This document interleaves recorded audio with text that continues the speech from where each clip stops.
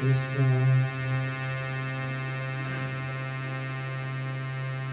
जयपुर में राधा गोविंद जी का मंदिर है।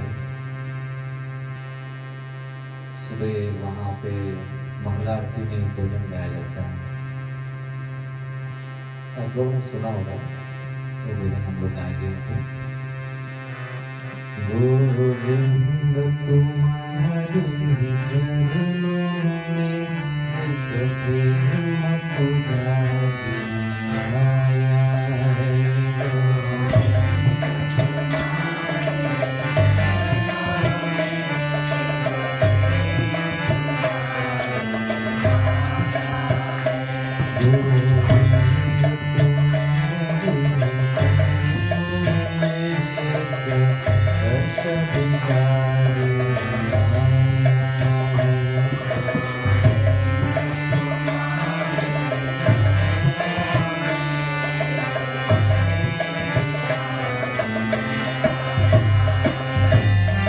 हाथों में जल का लोटा है, मैं तुम्हें नहलाने आया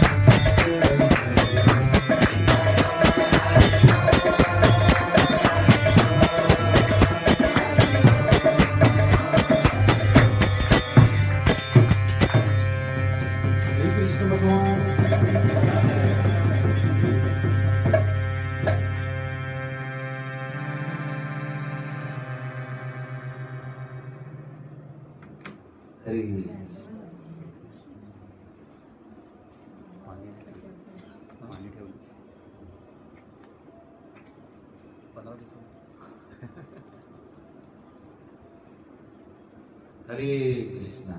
जय श्री जगन्नाथ बलदेव सुभद्रा मैया की जय।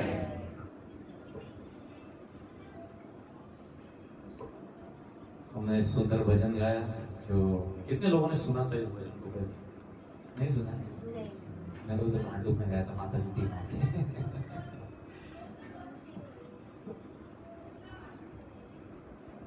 तो मैंने ये राधा गोविंद जी मंदिर जयपुर में जो है वहाँ पे गाते हैं और हजारों की संख्या में लोग आते हैं हर दिन राधा गोविंद जी मंदिर। सुबह आप देखेंगे 5 बजे हजारों स्कूटर लगती है और लोग आते हैं और एक साथ हजारों लोग साथ में गाते हैं।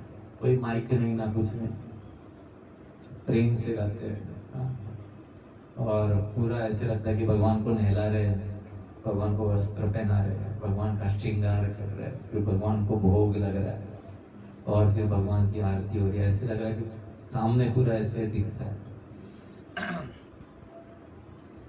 तो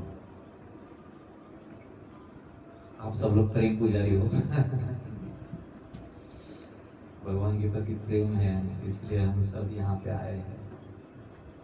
और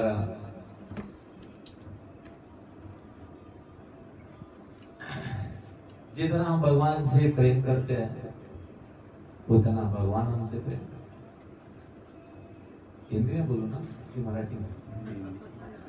क्या आजकल जहाँ पे मराठी जगह पे भी वो लोग बोलते हिंदी में बोलो, तो क्योंकि उड़िया लोग हैं, बंगाली लोग हैं, इसलिए फिर मैंने मराठी में चला, सॉरी हिंदी में चला लेकिन ये हमारा मराठी जगह है दादर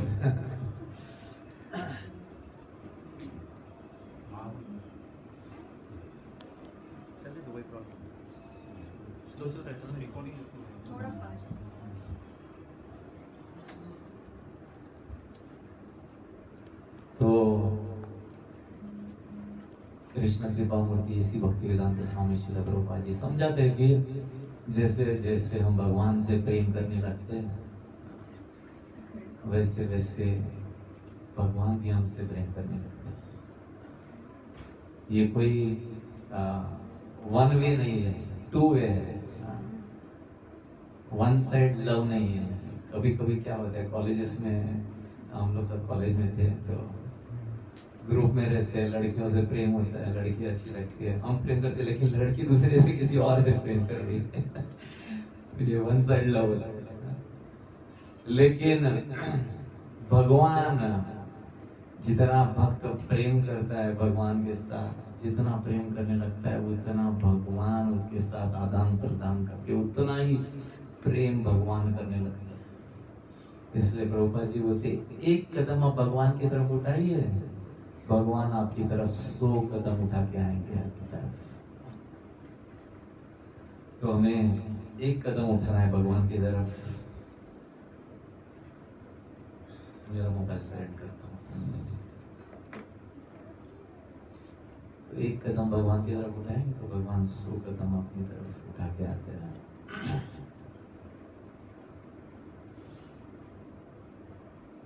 मुझे आज श्रीकर प्रभु ने बताया कि हमारे नितिन प्रभु के क्लब के बहुत सारे लोग आने वाले हैं यहाँ पे। कितने लोग आए, कोई आए? अच्छा ठीक है, प्रसाद के लिए कम से कम पहुंचेंगे तो भी ठीक है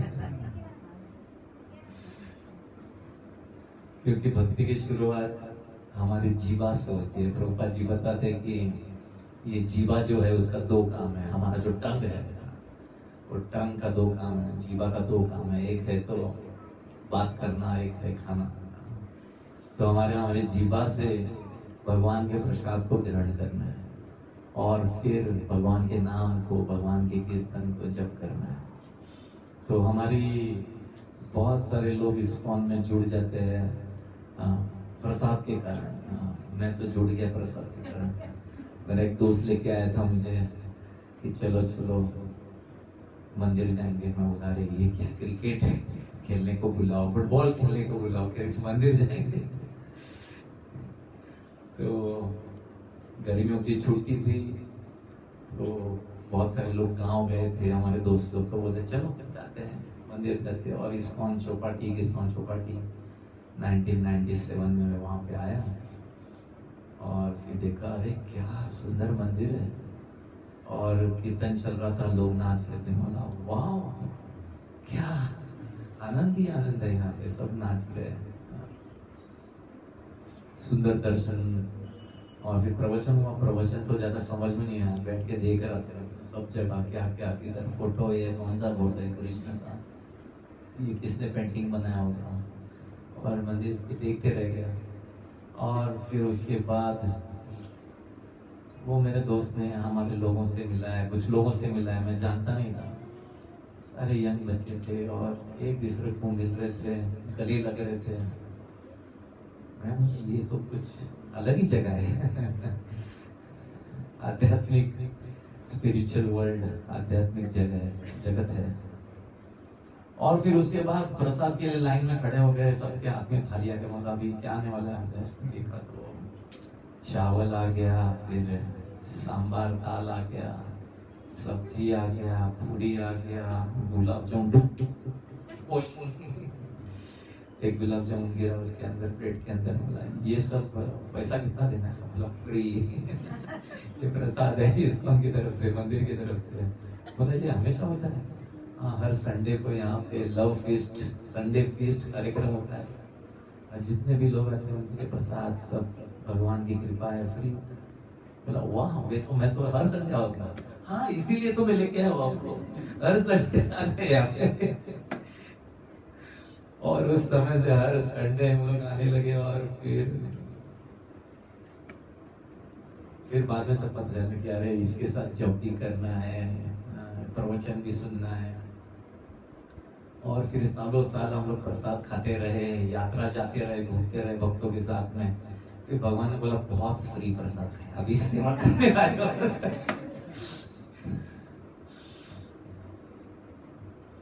तो इतने साल भगवान बड़े कृपा भी, मैं मजाक कर रहा हूँ,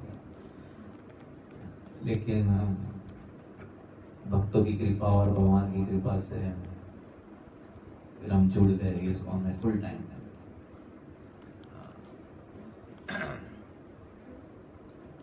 तो प्रभुपाद जी समझाते कि हम कितने भाग्यशाली हैं, हम बहुत भाग्यशाली हैं।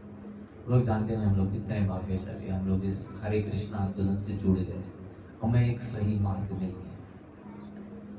आज इस भारत में कितने लोग हैं जो भक्ति करना चाहते हैं, जो कुछ अलग अलग प्रकार से कर रहे हैं, देवी देवताओं की पूजा कर रहे हैं, अर्चना कर रहे हैं, लेकिन उन्हें सही मार्ग मिला नहीं है।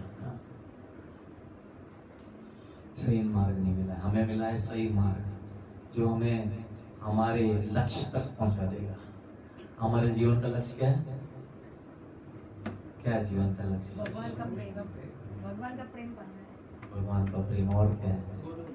हाँ, गोलोक धाम। और क्या है? हाँ, और क्या क्या इच्छा है? जन्म मृत्यु में वापस। अच्छा, हाँ, हमारे जीवन का लक्ष्य है भगवत धाम पहुंचना है। और ये रास्ता जो मिला है, आध्यात्मिक रास्ता, इस्कॉन का जो मार्ग है, वो हमें भगवत धाम पहुंचा। जिस प्रकार से माता जी ने बताया कि इस मार्ग को लक्ष्य में जब पहुंचेंगे हम, तो हमें मुक्ति मिलेगी, जन्म मृत्यु की चक्र से मुक्ति। पुनरपि जननम पुनरपि मरणम पुनरपि जननी जठरे शयनम, ये संसारे बहु दुष्टारे कृपया पारे पाहि मुरारे। जन्म मृत्यु के चक्र में हम लोग फंसे हुए हैं, और इससे मुक्ति पाना है हमें। और ये सब कुछ मिलते जाएगा हमको, कृष्ण में मिलेगा, कृष्ण प्रेम मिला है इसलिए तो हम आ रहे हैं यहाँ पे। प्रेम मिला हुआ है, कीर्तन में आनंद आ रहा है, प्रसाद में आनंद आ रहा है, भक्तों के साथ में आनंद आ रहा है, इसलिए तो हम लोग आ रहे हैं यहाँ पे। कृष्ण प्रेम, ये कृष्ण प्रेम ही है, कृष्ण प्रेम हमें मिलते जा रहा है, लेकिन लक्ष्य तक पहुंचना है हमें। लक्ष्य है भगवत धाम। तो प्रभुपाद जी समझा दे कि हम इतने भाग्यशाली हैं कि हमारा जन्म जो है इस पवित्र भारत भूमि में हुआ है, भारतवर्ष, भारत भूमि में हुआ है। हम बहुत भाग्यशाली हैं, हम जानते नहीं। और प्रभुपाद जी समझाते हैं श्रीमद् भागवत के तात्पर्य में कि जरूर हमने कुछ पुण्य काम किया हुआ है। क्या किया हुआ है? क्या किया है? पुण्य काम किया हुआ है हमने, इसलिए हमें भगवान ने इस पवित्र भारत भूमि में जन्म दिया हुआ है। क्योंकि इस भारत भूमि में भगवान का भजन भक्ति करना बहुत आसान है और आराम से जो कोई यहाँ पे जन्म ले लेता है वो भगवान भावनामृत रहता है। हम देखते हैं यहाँ पे गली गली में मंदिर है, हनुमान जी के मंदिर है, महादेव जी के मंदिर है, रास्ते रास्ते पे कोने कोने में मंदिर है। और भारत में इतने सारे त्योहार होते हैं। अभी कौन सा हुआ?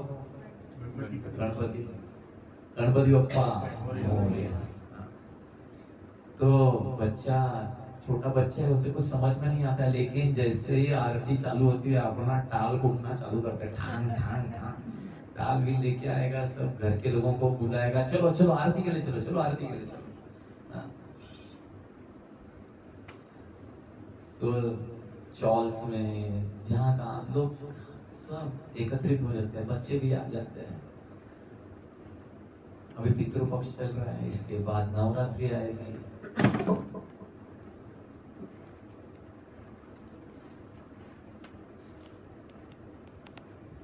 और फिर हमारा भगवान का जन्माष्टमी, गोपाल काला, रामनवमी, होली, इतने सारे त्योहार हैं। तो भगवान का नाम जप करना, भगवान का भक्त बनना यहाँ पे इस भारत भूमि में बहुत आसान है, बहुत आसान। तो इसलिए प्रभुपाद जी बोलते हैं हम बहुत भाग्यशाली है कि यहाँ पे हमारा जन्म हुआ है, और हम भाग्यशाली है कि हम इस हरे कृष्णा आंदोलन से जुड़ गए, जो हमें सही मार्ग दिखा रहा है। केवल यहाँ पे टिके रहना है इस मार्ग के ऊपर, नहीं तो चले जाएंगे राइट में जाएंगे, लेफ्ट में चले जाएंगे तो भटक जाएंगे। सीधा मार्ग है गोलोक धाम के लिए, बस भगवान का नाम जप करो, संकीर्तन करो, प्रसाद खाओ, केवल आनंद खंड है इसमें। प्रभुपाद जी समझाते हैं कि भगवान के भक्त बन जाते हैं, भगवान श्री कृष्ण के जो भक्त बन जाते हैं, बाकी देवी देवताओं की पूजा अर्चना करने की जरूरत नहीं है।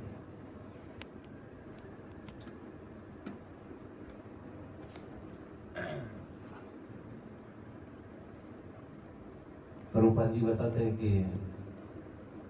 रावण जो था महादेव जी का बहुत बड़ा भक्त था,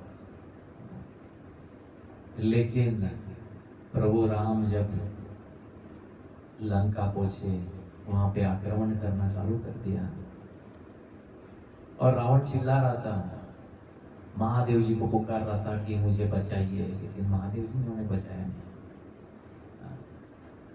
प्रभुपाद बोलते ये सर्वसाधारण उदाहरण है कि देवी देवताओं आपको बचा नहीं सकते, केवल भगवान कृष्ण हमें बचा सकते। इसलिए हमें और देवी देवताओं के पास जाने की जरूरत नहीं, सीधा हमारा कनेक्शन भगवान कृष्ण के साथ है।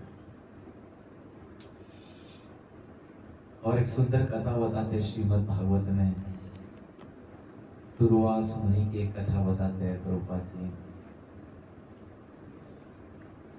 दुर्वास मुनि का नाम कितने लोगों ने सुना है? सुना है ना दुर्वास मुनि का नाम? दुर्वास मुनि बहुत प्रसिद्ध है अपने क्रोध के लिए, बहुत जल्दी क्रोधित होते हैं, और उतना ही अगर उन्हें प्रसन्न करेंगे तो ऐसा आशीर्वाद दे देंगे, बस एक दिन में आप लोग करोड़पति से करोड़पति एक दिन में बन जाएंगे। तो इतने तपस्वी ये दुर्वास मुनि थे, बहुत शक्तिशाली योगी थे।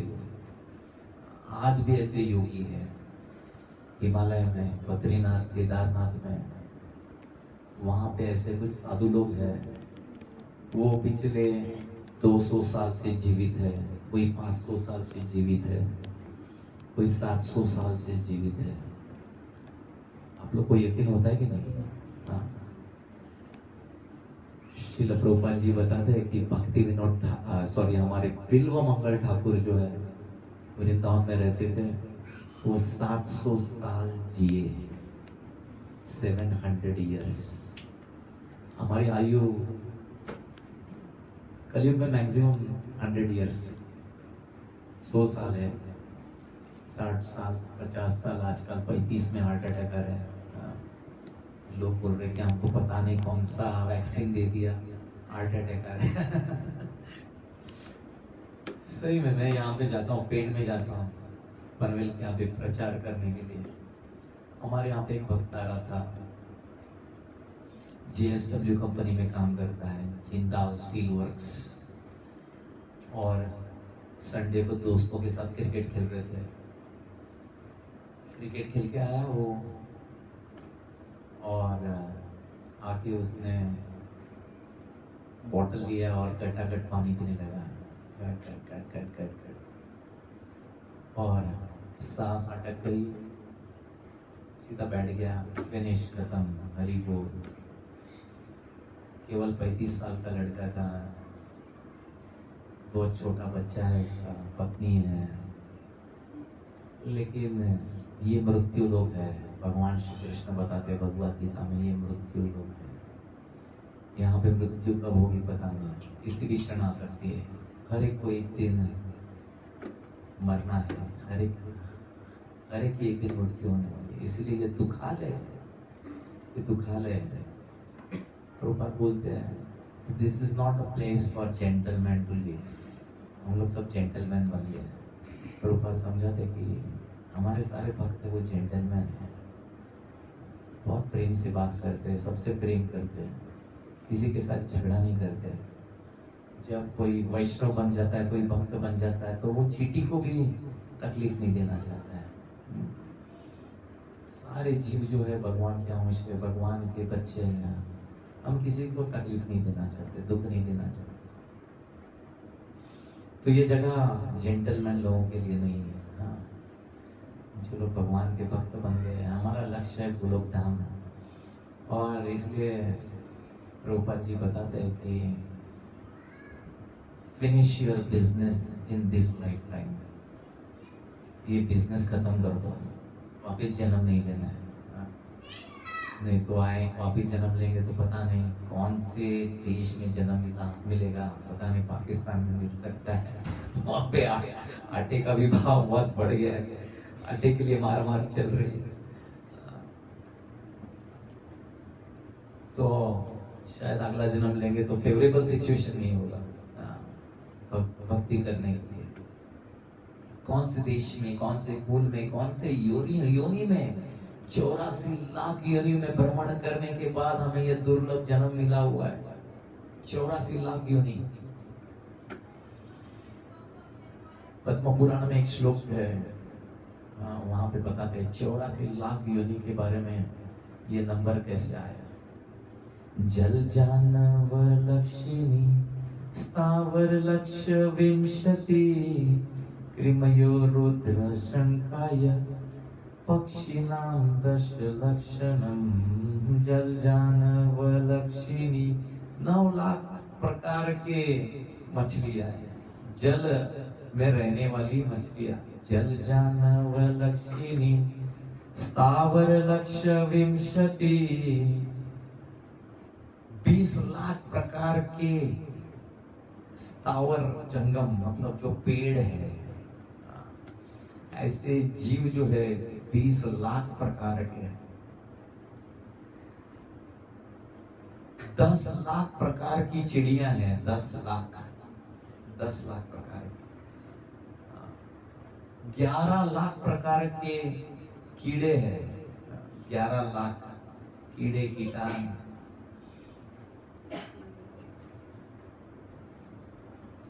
4 लाख प्रकार के मनुष्य हैं, 4 लाख। हमें पता नहीं वो कैसे गिना करते, लेकिन 4 लाख प्रकार के शास्त्र बता रहे, पद्म पुराण बता रहे 4 लाख प्रकार के मनुष्य। प्रभुपाद जी बताते हैं मंगोलियन, अफ्रीकन, अलग अलग प्रकार के, इसमें सब आते हैं अलग। तो इस प्रकार से 84 लाख योनि है। इस योनियों में से भ्रमण करने के बाद दुर्लभ मनुष्य जन्म मिला हुआ है। अगर इस मनुष्य जन्म में अगर भगवान की भक्ति नहीं करेंगे, भजन नहीं करेंगे, तो फिर से हम फंस जाएंगे। अगला जन्म लेना पड़ेगा अगली योनि में।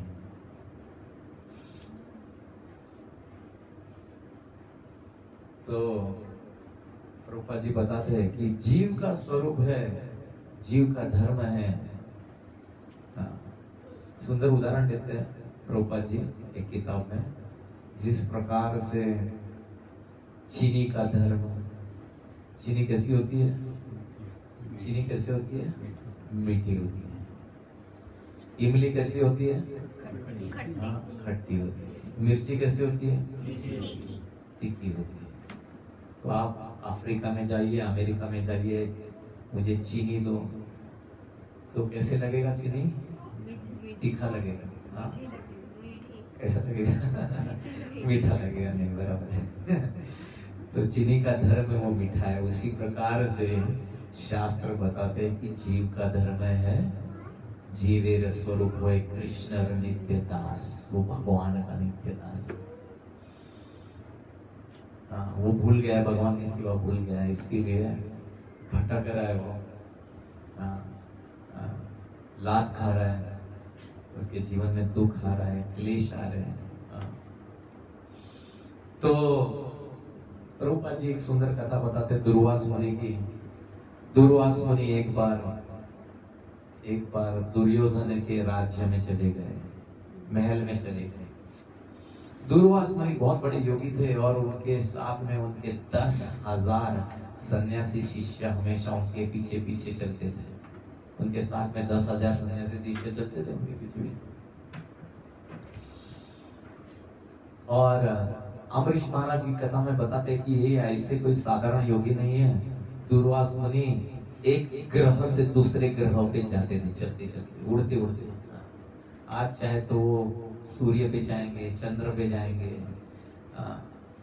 मंगल ग्रह पे ऊपर जाएंगे, गुरु ग्रह के ऊपर जाएंगे, किसी ग्रह के ऊपर भी पहुंच सकते हैं। कोई एरोप्लेन रॉकेट की जरूरत नहीं है। एकदम बिल्कुल सॉफ्ट लैंडिंग करते हो। ऐसे योगी है, केवल मंत्र की शक्ति, तपस्या की शक्ति द्वारा उन्होंने इतनी सिद्धि प्राप्त की है कि वो कहीं पे भी पहुंच सकते हैं। प्रभुपाद जी समझाते कि आज भी ऐसे साधु संत है, योगी लोग जो है, जहां कहां कुंभ मेला होता है। कुंभ मेला भारत में 4 जगहों पे होता है। पता है कहां पे होता है? कहाँ होता है? नासिक में होता है, दूसरा हरिद्वार में होता है, उज्जैन में होता है, और प्रयागराज, त्रिवेणी संगम प्रयागराज। तो ये साधु योगी लोग हिमालय में रहते हैं, बद्रीनाथ केदारनाथ में रहते हैं।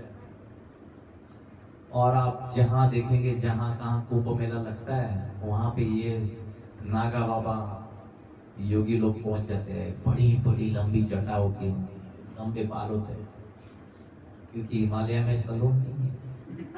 शेविंग कौन करेगा? नहीं तो दुकान है वहां पे, रेजर ब्लेड मिलेगा। उनकी लंबी लंबी जटाएं, लंबी लंबी दाढ़ी है, और बर्फ में बैठे हुए रहते हैं। उन्हें ठंडी भी नहीं लगती, पता नहीं क्या खाते हो। नग्न अवस्था में बैठते हैं बर्फ में। आपको देखना है तो श्रीकर प्रभु यात्रा में लेके जाएंगे आपको, बद्रीनाथ केदारनाथ में, वहां पे दिखाएंगे। गए ना? हाँ, आपने देखा कि नहीं ऐसे योगी लोगों को? तो थोड़ा आगे चल के जाना पड़ेगा बर्फ के ऊपर, तब दिखेंगे। तो ये दुर्वास मुनि, प्रभुपाद जी बताते जहां का कुंभ मेला होता है, ये योगी लोग पहुंच जाते हैं। और आप कभी नहीं देखेंगे इनको, ट्रेन में नहीं देखेंगे, बस में नहीं देखेंगे। अरे भैया, नासिक कैसे पहुंच गए लोग बद्रीनाथ से? तो प्रभुपाद जी बोलते हैं कि वो लोग वहां पे कूद जाते हैं, नदी में, गंगा में कूद जाएंगे, और यहाँ पे नासिक में गोदावरी गंगा से बाहर निकलते। उनको प्रयाग जाना है, त्रिवेणी संगम, तो वो बद्रीनाथ वहां में गंगा में कूद जाएंगे, वहां पे प्रयाग में बाहर निकलते। टिकट की जरूरत नहीं, वेटिंग टिकट नहीं, कंफर्म टिकट नहीं, एसी टिकट नहीं, सीधा पहुंच जाते वो। तो ऐसे योगी लोग हैं, आज भी है इस भारत में, आज भी ऐसे योगी लोग हैं, तपस्वी साधु संत है जिनके पास सिद्धि है। तो दुर्वास मुनि कहीं से कहीं पे भी पहुंच जाते हैं, किसी भी लोक में पहुंच जाते हैं। दुर्वास मुनि पहुंच गए दुर्योधन के महल में पहुंच गए, और दुर्योधन जानता था कि ये बड़े योगी है, इनको अगर मैं प्रसन्न करूंगा तो मुझे बड़ा आशीर्वाद मिल जाएगा। दुर्योधन ने उनके लिए 56 भोग की व्यवस्था की। बोले महाराज आप बस स्नान करके हाथ धो के तैयार हो जाइए, आपके लिए भंडारा मैं तैयार करता हूँ। यहाँ पे भी 56 भोग लगा हुआ है। वैसे दुर्योधन ने पूरी व्यवस्था की, जानता था कि अरे ये योगी अगर प्रसन्न हो गए और इन्होंने मुझे आशीर्वाद दिया तो मेरा तो लॉटरी खुल गया। तो दुर्योधन ने पूरा व्यवस्था किया। वहां पे पनीर की सब्जी, पूरी, पुलाव, कढ़ी, पकोड़े, gulab jamun, sandesh, barfi, jalebi, veg Kolhapuri, pizza, burger, cake, क्या नहीं था, सब व्यवस्था की। दुर्वास मुनि और 10,000 सन्यासी शिष्य थे उनके साथ। बहुत बड़ा भंडारा, 56 भोग, और सारे साधु संत बैठ गए वहां पे भंडारा के लिए और स्वाद ले रहे थे। ब्राह्मणों को प्रसन्न करो, आपको भर भर के आशीर्वाद देंगे। आप प्रसाद खिलाओ लोगों को, आशीर्वाद मिल जाएगा। बोलने की जरूरत नहीं कि अरे मैं आशीर्वाद देता हूँ। अगर व्यक्ति प्रसन्न हो गया तुरंत आशीर्वाद मिल जाता है। इसलिए बड़े बड़े अधिक मास में बड़े बड़े लोग जो थे, हम लोग को आमंत्रण आ रहे थे, बड़े बड़े मारवाड़ी लोग 1000 लोगों को खाना खिला रहे थे। आप कथा करो, कीर्तन करो, हम प्रसाद की व्यवस्था करेंगे। लाखों रुपए खर्चा करते हैं। मैं भागवत कथा में गया था, 5 दिन के लिए मुझे बुलाया था उधर वाड़ा में, हमारे जीवी में एक माता जी ने रखा था। बहुत बड़ी व्यक्ति है, 25-50 लाख खर्चा किया हर दिन। मैं बोला ये भागवत कथा या क्या है? और उसका ड्रेस कोड था, सुबह पिंक कलर, शाम को येलो कलर। मैं सुबह देखता था ये लोग पिंक ड्रेस में, शाम को गए तो येलो ड्रेस। अरे ये कैसे हो गया? अगले दिन ब्लू कलर, ग्रीन कलर। बोला ये भागवत कथा है या मनोरंजन चलता है? लेकिन भाव जो था कि अरे भागवत कथा करना है, लोग बैठ के केवल बैठ के सुनना है आपको।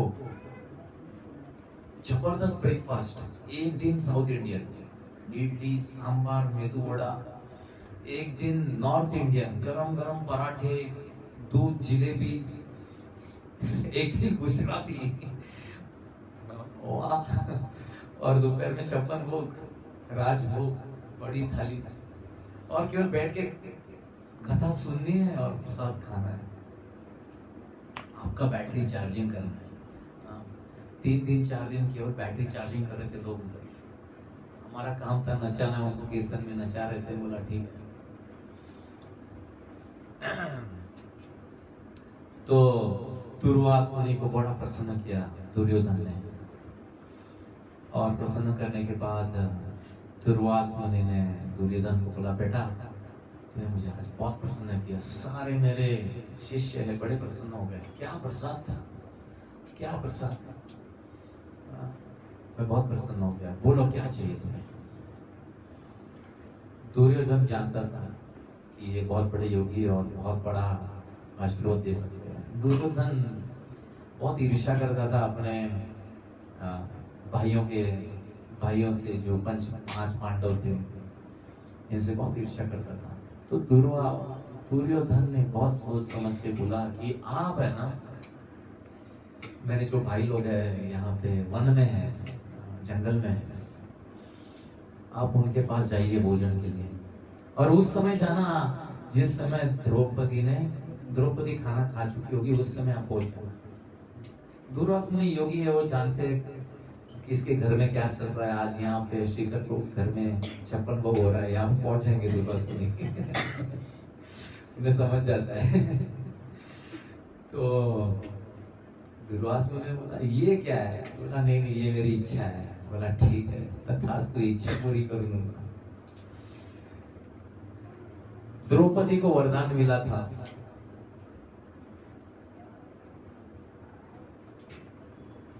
सूर्य भगवान से आशीर्वाद मिला था। उन्हें एक पात्र मिला था। कौन सा पात्र?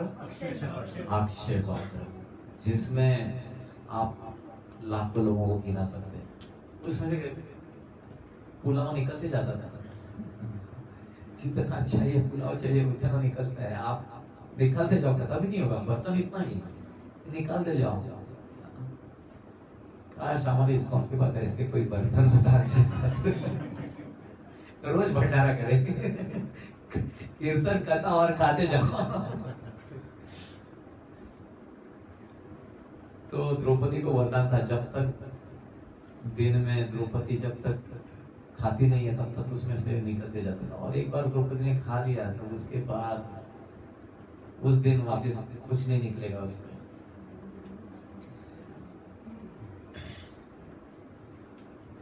तो दुर्वासा मुनि पहुंच गए हैं जंगल में अपने 10,000 शिष्यों के साथ। जब द्रौपदी ने खाना खाया, खाना खाने के बाद दुर्वासा मुनि आ गए दरवाजे से, आइए महाराज आइए, भंडारे के लिए आइए। आपके शिष्य कहाँ पे है? 10,000 शिष्यों को भी लेके आइए, बिल्डिंग में और ऊपर नीचे से लेके आइए सबको। यहाँ पे बड़ा भंडारा है। पता नहीं सच्ची में ये लोग पिछले जन्म में कौन से साधु थे, पता नहीं। हमें हमारा पिछला जन्म याद नहीं है ना, मालूम नहीं हम कौन थे। इसलिए कभी कभी भक्तों के घर में जो बच्चे जन्म लेते वो 90% भक्ति कर चुके हैं पिछले जन्म में, केवल 10% रह गया था उनका, तो वो खत्म करने के लिए जन्म लेते हैं। दुर्वासा मुनि पहुंच गए वहां पे और युधिष्ठिर महाराज ने देख के उन्हें उनका स्वागत किया। अतिथि देवो भव। कभी कभी हमारे घर कोई आता है, खाना खा रहे तो हम लोग तुरंत थाली मिली छुपा सब कुछ आप तो कहते हैं। और तो अगर कोई अतिथि आता है हमारे घर में तो उसको कम से कम जल पिलाना चाहिए, उसे बिठाना चाहिए आसन में, प्रेम से स्वागत करना चाहिए, खुश होके। ऐसे नहीं कि अरे खाना खाने के टाइम आ गए, अभी मेरा गुलाब जामुन क्या होगा। तो दुर्वासा मुनि पहुंच गए और युधिष्ठिर महाराज ने उनका स्वागत किया। महाराज हमारा भाग्य है, आप आ गए, आपके दर्शन हो रहे हैं, आपके चरण स्पर्श हो रहे हैं हमारे पवित्र कुटिया में, आइए आइए। दुर्वासा मुनि बोले मैं अकेला नहीं हूँ, मेरे साथ मेरे शिष्य लोग पीछे से आ रहे हैं। और देखा बड़ी फौज आ रही है, 10,000 सन्यासी शिष्य थे, सन्यासी लोग थे उनके शिष्य। तो दुर्वासा मुनि बोले युधिष्ठिर महाराज बहुत भूख लगी है। युधिष्ठिर महाराज बोले कि महाराज मैं तुरंत व्यवस्था करता हूँ, पास में ही नदी है, नदी में स्नान करके आप आइए और मैं तुरंत व्यवस्था करता हूँ। युधिष्ठिर महाराज अंदर चले गए और द्रौपदी को पूछा कि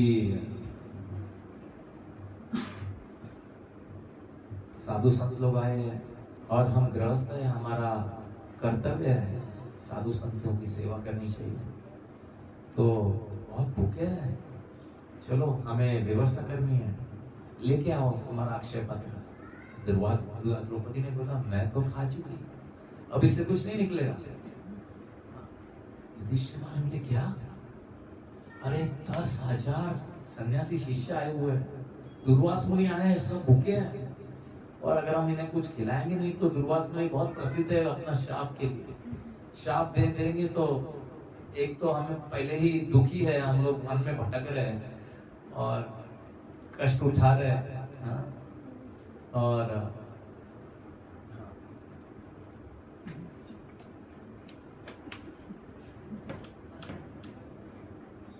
स्नान करने गया, वो आएगा वापस स्नान करके आएंगे दुर्वासा मुनि।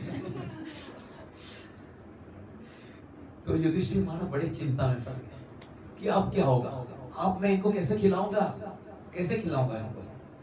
अर्जुन को आवाज देने लगा, अर्जुन भीम नकुल सहदेव आओ यहाँ पे। सब लोग आए, बोले कि समस्या है, अब हम इन्हें कैसे खिलाएंगे? इतने सारे सन्यासी साधु संत आए, हम इनको नहीं खिला सकते। द्रौपदी तुरंत भगवान कृष्ण से प्रार्थना करने लगी, अपने घुटने पे बैठ गई, रोने लगी, उसके आंखों से आंसू आने लगे और भगवान को पुकारने लगे, हे गोविंद हे गोपाल, कौन से संकट में डाला है आपने? आप कौन से संकट में डाला है? तो प्रभुपाद जी बोलते हैं, जब हम भक्त बनते हैं ना, तो भगवान हमें मदद करने के लिए आते हैं।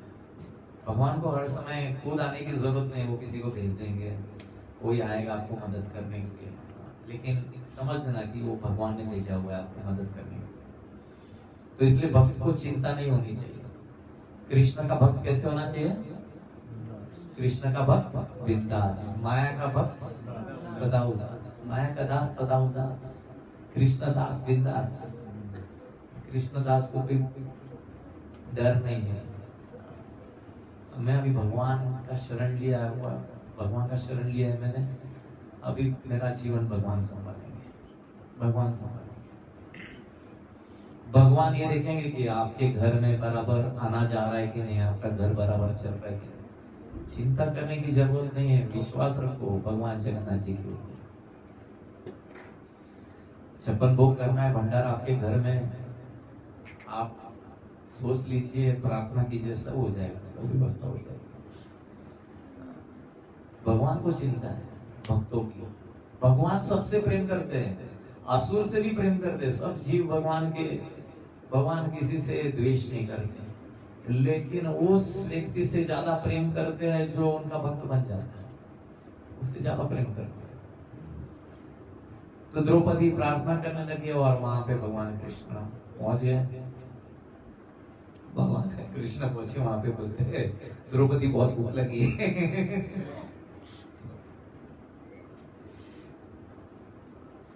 और द्रौपदी बोलते हैं, हे प्रभु आप भी हमारी परीक्षा ले रहे हो? बोले क्या हुआ?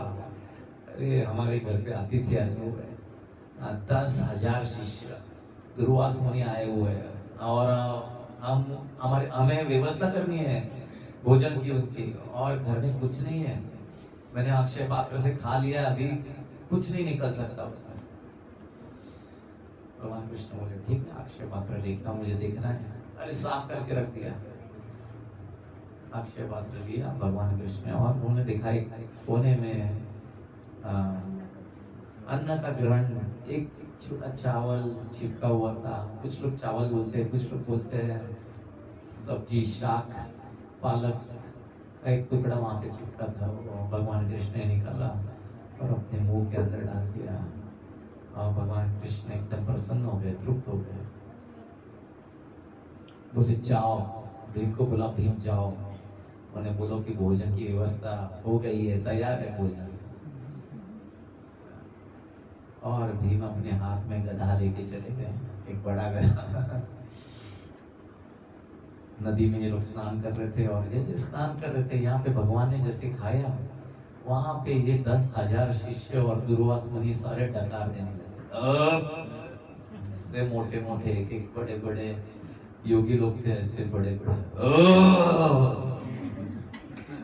कभी कभी डर लगता है, ऐसे कुछ लोग रहते हैं ऐसे, वैसे डकार देते हैं, ऐसे लगता है अभी भूकंप होएगा, हो जाएगा।